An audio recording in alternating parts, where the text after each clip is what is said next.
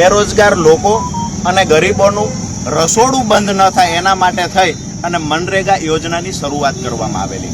આજે મનરેગા યોજના જે પંચાયત વિભાગમાં આવે છે, જે પંચાયત વિભાગમાં મંત્રી તરીકે બચુભાઈ ખાબડ જવાબદારી નિભાવે છે, જેના પદ પર બચુભાઈ ખાબડ બેઠા છે, એના જ વિભાગમાં જે રાજ્ય સરકારની તિજોરીની ચાવી પંચાયત વિભાગમાં જેટલી પણ ગ્રાન્ટ છે, જેટલી પણ રકમ પડી છે, એની તિજોરીની ચાવી બચુભાઈ ખાબડને મંત્રી તરીકે આપવામાં આવી છે. ત્યારે બચુભાઈ ખાબડ પોતાના પરિવારના લોકોની મારફતે આ તિજોરી લૂંટાવી રહ્યા છે. માત્ર દેવગઢ બારિયા અને આજુબાજુના 1-2 તાલુકાઓમાંથી અત્યારે 71 કરોડ રૂપિયાનું કૌભાંડ સામે આવ્યું છે, જેમાં મંત્રીના બંને દીકરાઓની ધરપકડ થઈ છે. અમે માનીએ છીએ જ્યાં સુધી અમને માહિતી મળી છે ત્યાં સુધી આદિવાસી પટ્ટાના તમામ તાલુકાઓની અંદર બચુભાઈ ખાબડના છોકરાઓના વહીવટદારો નિમેલા છે.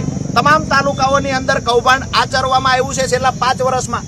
સુરેન્દ્રનગર જિલ્લામાં પણ મનરેગા કૌભાંડ મારફતે શૌચાલય કૌભાંડ થયું, રોડ રસ્તાના કૌભાંડ થયા, તળાવોના કૌભાંડ થયા. છેલ્લે પીપરાળીમાં 2 દિવસ પહેલા 12 આરોપીની ધરપકડ કરવામાં